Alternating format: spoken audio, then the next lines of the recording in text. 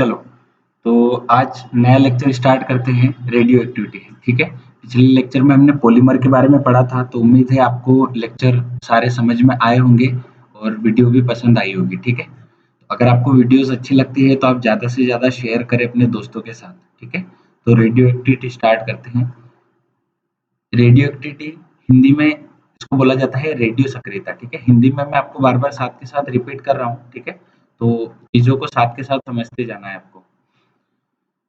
The substance emission of alpha beta gamma rays is known as radioactivity. Radioactivity का simple सा meaning है कि अगर कोई भी मान लो तत्व है, हमारे पास सब्सटेंस है, उसके अंदर से अल्फा बीटा और गामा रेस निकल रही है। क्या क्या निकल रही है? अल्फा बीटा और गामा रेस निकल रही है। तो इसको हम क्या कहेंगे? इसको हम रेडियोएक्टिविटी कहेंगे।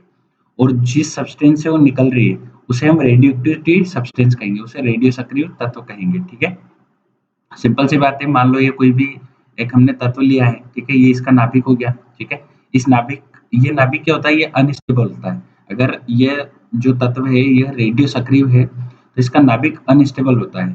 तो जो रेडियो सक्रियता होती है वो किसके कारण से होती है? अस्थिर नाभिक के कारण होती है, अनस्टेबल न्यूक्लियस के कारण होती है, जिसकी वजह से इसके अंदर से क्या निकलती है? अल्फा बीटा और गामा रेस निकलती है। ठीक है, ये बात आपको समझ में आ गई होगी। ठीक है, आगे बढ़ते हैं। कॉज ऑफ रेडियोएक्टिविटी, रेडियोएक्टिविटी के कारण। पहला कारण तो अभी हमने समझ लिया, ड्यू टू अनस्टेबल न्यूक्लियस। ठीक है, अस्थिर नाभिक के कारण क्या होती है? रेडियो सक्रियता होती है। दूसरा, generally condition for unstable nucleus, 1 less than equal to n by P less than equal to 1.5। इसका मतलब ये है कि n मतलब होता है न्यूट्रॉन और p होगा प्रोटॉन। तो इनका जो रेशियो होगा, n बाई p का जो रेशियो होगा वो 1 से लेके 1.5 के बीच होना चाहिए।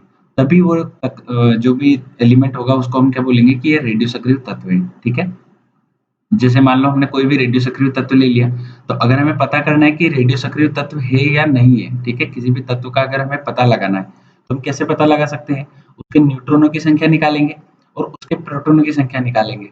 अगर उनका रेशियो 1 से 1.5 के बीच आ रहा है तो इसका मतलब ये है कि वो रेडियो सक्रिय तत्व होगा। ठीक है, ठीक है। अब ये इंस्ट्रूमेंट के नाम दिए हुए हैं कि इनके अंदर से, जैसे मान लो अगर कोई रेडियो सक्रिय तत्व है तो उसके अंदर से अल्फा बीटा और गामा रेस निकल रही है। उन अल्फा बीटा और गामा रेस को कैलकुलेट कैसे करेंगे? ठीक है, उनको काउंट कैसे करेंगे, कितनी निकल रही है, क्या है? तो इसके लिए दो इंस्ट्रूमेंट हमारे पास में है। एक है जीएम काउंटर, पूरा नाम है गाइगर मूलर काउंटर। ठीक है, शॉर्ट फॉर्म भी आप याद रख सकते हो, जीएम काउंटर। तो इससे हम नापेंगे अल्फा और बीटा रेस को। किसको? अल्फा और बीटा रेस को। तो क्वेश्चन सिंपल सा आता है कि अल्फा बीटा गामा रेस को, सॉरी, अल्फा और बीटा रेस को नापने के लिए कौन सा कौन सा उपकरण प्रयोग में आएगा? ठीक है, तो हमारा आंसर होगा जीएम काउंटर। ठीक है, इंस्ट्रूमेंट को हिंदी में बोलते हैं उपकरण या यंत्र। ठीक है, और दूसरा होगा सिंटिलेशन काउंटर। ये किस में यूज आएगा? सिंटिलेशन काउंटर ये गामा रेस को नापने के लिए काम आएगा। ठीक है, तो गामा रेस के लिए क्या हो गया? सिंटिलेशन काउंटर, और अल्फा और बीटा रेस के लिए क्या हो गया? Geiger Muller counter. ठीक है, या जीएम काउंटर। क्लियर है इतनी बातें? ठीक है, आगे बढ़ते हैं। Unit of radio activity. Radio activity की इकाई के बारे में पढ़ रहे हैं। ठीक है, तो इसकी 3 इकाई देखी जाती है। एक तो क्यूरी होता है, एक बेकुरल होता है और एक रदरफोर्ड होता है। तीनों को याद कैसे रखना है? देखो, अगर कोई भी एक लड़का और लड़की साथ में काम कर रहे हैं तो ज्यादा दबदबा जो होता है, मतलब जो ज्यादा एक वैल्यू होती है वो लड़की की होती है। ठीक है, तो जो खोज करी वो तो बेकुरल ने करी। अब जो मैडम थे साथ में उनका कहना है कि भाई मेरा भी कहीं नाम आना चाहिए। ठीक है, तो उनका नाम, जैसे उनने उनको बोल दिया कि भाई आप रेडियो एक्टिविटी नाम आप रख दो। तो यहाँ से हमें कैसे याद रहेगा ये कि अगर रेडियो एक्टिविटी की खोजकर्ता पूछेगा तो हम बताएंगे हेनरी बेकुरल, और अगर उसका नामकरण किसने किया ये पूछेगा तो हम बताएंगे मैडम क्यूरी। क्लियर है ये बात? ठीक है, दोनों बातें याद रखनी है, दोनों में कंफ्यूज नहीं होना है। अगर खोजकर्ता का नाम आएगा तो हमारा आंसर होगा हेनरी बेकुरल, और अगर नामकरण की बात आएगी कि रेडियो एक्टिविटी नाम किसने दिया तो उसका आंसर होगा मैडम क्यूरी। और ये जो दो तत्व है रेडियम और पोलोनियम, इन दोनों को किसने खोजा था? मैडम क्यूरी ने खोजा था। रेडियम और पोलोनियम की खोज किसने करी थी? मैडम क्यूरी ने करी थी। ठीक है, और इसकी जो एसआई यूनिट है वो बेकुरल है। क्यों? क्योंकि खोज किसने करी? बेकुरल ने करी, तो एसआई यूनिट उसकी रखी जाएगी। ठीक है, और नामकरण किसने किया? मैडम क्यूरी ने किया। रेडियम और पोलोनियम को किसने खोजा? मैडम क्यूरी ने खोजा। ठीक है, क्लियर है? और ये इंस्ट्रूमेंट भी हमें याद होने चाहिए। चलो आगे बढ़ते हैं। यहाँ पे 2 नोट लिखे हुए हैं मैंने, एक तो रेड्स और एक रेम्स, ठीक है? ये दोनों क्या होते हैं ये समझते हैं। Rads is the unit used for the absorption of alpha beta और गामा रेज। जैसे मान लो कोई भी तत्व है, वहां से अल्फा बीटा और गामा रेज निकल रही है, ठीक है? तो कोई भी तत्व अगर उसको कितनी एब्जॉर्ब हो रही है, वो अल्फा बीटा और गामा रेज जो एब्जॉर्प्शन है वो कितनी हो रही है, उसको नापने के लिए यूज होता है रेड्स। और वो एब्जॉर्ब के बाद में वो उनसे कितना प्रभाव निकल रहा है, जैसे उनसे कितना इफेक्ट आ रहा है, it is used for the effect produced by absorb alpha beta and gamma rays. कहने का मतलब ये है कि अगर ये पूछेगा हमसे क्वेश्चन कि एब्सॉर्प्शन किसमें नापा जाएगा, ठीक है? कि उनने कितनी एब्जॉर्ब करी, जैसे मान लो 10 alpha beta gamma rays absorb करी, 20 करी, ये कैसे नापा जाएगा? रेट्स में। और उनसे कितना प्रभाव निकल रहा है, ठीक है? वो कितना प्रभावित कर रही है किसी चीज को, तो वो नापा जाएगा रेम्स में, ठीक है? तो दोनों में हमें फर्क समझ में आना चाहिए, ठीक है? आगे बढ़ते हैं। ये मैं कुछ रेडियो सक्रिय तत्वों के नाम लिखे हुए हैं, ये आपको याद होने चाहिए, ठीक है? Radium, polonium, uranium, thorium, plutonium, ठीक है? Tritium, radon, actinium, protactinium, technetium, promethium, astatine, tennessine और फ्रांसियम। इनको आप एक से दो बार आपको रटना नहीं है, बस ये नाम आपको हल्के फुल्के दिमाग में होने चाहिए, ताकि जब भी ऑप्शन आएगा कि निम्न में से कौन सा रेडियो सक्रिय तत्व नहीं है, तो हमें समझ में आना चाहिए कि हाँ हमने कुछ पढ़े हुए नाम, तो उनमें से तो कोई ऑप्शन नहीं दिख रहा है क्या, ठीक है? इसलिए आपको ये हल्के फुल्के 2 से 3 बार रिवाइज करने। एक दो बार मैं रिवाइज करा रहा हूँ आपको। रेडियम हो गया, पोलोनियम हो गया, यूरेनियम हो गया, थोरियम हो गया, प्लूटोनियम हो गया, ठीक है? ट्राइटियम हो गया, रेडोन हो गया, ठीक है? एक्टिनियम हो गया, प्रोटेक्टिनियम हो गया, टेक्नीशियम हो गया, प्रोमिथियम हो गया, ठीक है? एस्टेटाइन हो गया, टेनेस्टाइन हो गया और फ्रांचियम हो गया। अब इनके जब जैसे हम थोड़ा डीप में पढ़ेंगे तो कुछ तो हमें ऐसे ही याद हो जाएंगे और कुछ हमें एक्स्ट्रा याद कर लेने हैं, ठीक है? चलो आगे बढ़ते हैं।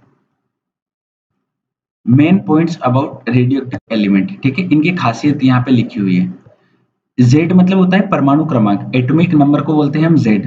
तो अगर जेड 83 से बड़ा है, मतलब 83 के बाद जितने भी एलिमेंट आएंगे वो सारे क्या है? रेडियो एक्टिव एलिमेंट है। कैसे है? रेडियो एक्टिव एलिमेंट, ठीक है? तो परमाणु क्रमांक 83 के बाद जितने भी एलिमेंट है उन सारे को हम क्या बोल सकते हैं कि ये सारे क्या है? रेडियो एक्टिव एलिमेंट है, ठीक है? दूसरा है all the radioactive element are kept in lead chamber. Lead chamber मतलब शीशे के चेंबर में रखा जाता है। लीड आपने सुना होगा, पीबी इसका शॉर्ट फॉर्म होता है, ठीक है? तो जितने भी रेडियो सक्रिय तत्व हैं उनको कहाँ रखा जाता है? शीशे के चेंबर में रखा जाता है, ठीक है? ये भी क्वेश्चन पूछ सकता है कि रेडियो सक्रिय तत्व को कहाँ स्टोर किया जाता है, तो हमारा आंसर होगा कि यह इन्हें लेड चेंबर में रखा जाता है, शीशे के चेंबर में रखा जाता है, ठीक है? Technetium is the first radioactive element which is artificially synthesize. इसका मतलब क्या हुआ, हिंदी में मैं आपको एक्सप्लेन कर रहा हूँ। टेक्नीशियम एक ऐसा रेडियो सक्रिय तत्व है जिसे पहली बार कृत्रिम रूप से खोजा गया था, ठीक है? मतलब पहली बार जो जिसकी खोज हुई थी कि रेडियो सक्रिय तत्व है, वो कौन सा था? टेक्नीशियम, ठीक है? ये सबसे पहले आता है। जैसे यहाँ पे लिखा हुआ है कि 83 के बाद में जितने भी है वो रेडियो सक्रिय तत्व है। इसका मतलब ये नहीं कि 83 से पहले कोई रेडियो सक्रिय तत्व नहीं है, उससे पहले भी है। जैसे टेक्नीशियम है, इसका परमाणु क्रमांक है 43, एटॉमिक नंबर इसका है 43। तो ये भी रेडियो सक्रिय तत्व है, तो सबसे पहले कौन सा आएगा? टेक्नीशियम। तो क्वेश्चन यहाँ से सिंपल सा पूछ सकता है कि कौन से रेडियो सक्रिय तत्व को सबसे पहले खोजा गया था, तो आपका आंसर होगा टेक्नीशियम, ठीक है? चलो आगे बढ़ते हैं। Radium is the radium is the radioactive element which is not present in nature. इसका मतलब क्या हुआ कि रेडियम जो है वो नेचर में नहीं पाया जाता है, मतलब ये प्राकृतिक रूप से आप डायरेक्ट इसको प्राप्त नहीं कर सकते हो। इसको कहाँ से प्राप्त करना होगा? It is obtained from the ore of uranium, ठीक है? इसे यूरेनियम के अयस्क से प्राप्त किया जाता है। आ रही है बात समझ में? क्वेश्चन यहाँ से आता है कि कौन सा रेडियो सक्रिय तत्व प्रकृति में नहीं पाया जाता है, तो आपका आंसर होगा रेडियम। रेडियम पाया नहीं जाता है, इसको हम दूसरे तरीके से प्राप्त करते हैं। कैसे प्राप्त करते हैं? इसको यूरेनियम के अयस्क से प्राप्त किया जाता है, ठीक है? अगला, in India thorium is the most abundant radioactive element, ठीक है? अगर भारत की बात करेंगे हमारे देश की, तो थोरियम सबसे ज्यादा भारत में पाया जाता है, ठीक है? और जो केरल है, केरल में जो पोल्यूशन का कारण है वो भी थोरियम है, ठीक है? तो क्वेश्चन यहाँ से आता है कि कौन से रेडियो सक्रिय तत्व के कारण केरला में प्रदूषण होता है, ठीक है? तो आपका आंसर होगा थोरियम। भारत में सबसे ज्यादा कौन सा रेडियो सक्रिय तत्व पाया जाता है, तो भी आपका आंसर होगा थोरियम, ठीक है?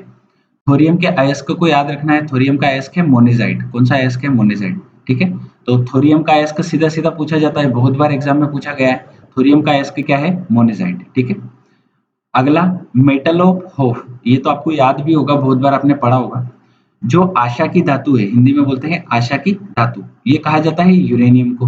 और यूरेनियम क्या है? एक रेडियो सक्रिय तत्व भी है। और इसका एक और नाम क्या है? येलो केक, ठीक है। तो येलो केक के नाम से किसे जाना जाता है? यूरेनियम को। आशा की धातु के नाम से किसे जाना जाता है? यूरेनियम को। दोनों बातें याद होनी चाहिए, ठीक है। और इसका एक अयस्क है जो सबसे इंपॉर्टेंट है, ये क्या है? Pitch blend. तो यूरेनियम का अयस्क क्या याद रखना है? पिच ब्लेंड को, ठीक है। इसका फॉर्मूला होता है UO2 या UO3, ठीक है। फॉर्मूला इतना नहीं पूछा जाता है, इसलिए मैंने आपको यहाँ पे नहीं लिखा हुआ रखा है, ठीक है। आपको याद रखना है बस कि आशा की धातु यूरेनियम, येलो केक के नाम से किसे जाना जाता है? यूरेनियम। पिच ब्लेंड किसका अयस्क है? यूरेनियम का, ठीक है। और भारत में सबसे ज्यादा प्रदूषण किसके कारण होता है? केरला में थोरियम के कारण। भारत में सबसे ज्यादा कौन सा पाया जाता है? थोरियम। रेडियम एकमात्र ऐसा है जो प्रकृति में नहीं पाया जाता है। इसको कहाँ से प्राप्त किया जाता है? यूरेनियम के अयस्क से, ठीक है। टेक्नीशियम क्या है? सबसे पहले इसको खोजा गया था, ठीक है। और सभी रेडियो सक्रिय तत्वों को कहाँ रखा जाता है? शीशे के चैम्बर में रखा जाता है, ठीक है। अब आखिरी है फ्रांचियम, ये क्या है? एकमात्र लिक्विड स्टेट में पाया जाता है। तो कौन सा रेडियो सक्रिय तत्व है जो लिक्विड यानी कि तरल अवस्था में पाया जाता है? तो आपका आंसर होगा फ्रांचियम, ठीक है। तो कल हम कुछ और चीजें पढ़ेंगे, जैसे रेडियो सक्रिय तत्व का क्षय पढ़ेंगे, अल्फा डीके, बीटा डीके, ठीक है। और इनके यूजेस भी पढ़ेंगे, ठीक है। तो कम से कम कल और मतलब नेक्स्ट 2 लेक्चर्स में हमारी रेडियो एक्टिविटी खत्म होगी, ठीक है। अगर आपको वीडियोस अच्छी लगती हैं तो आप ज़्यादा से ज़्यादा शेयर और सब्सक्राइब करें, ठीक है। Thank you.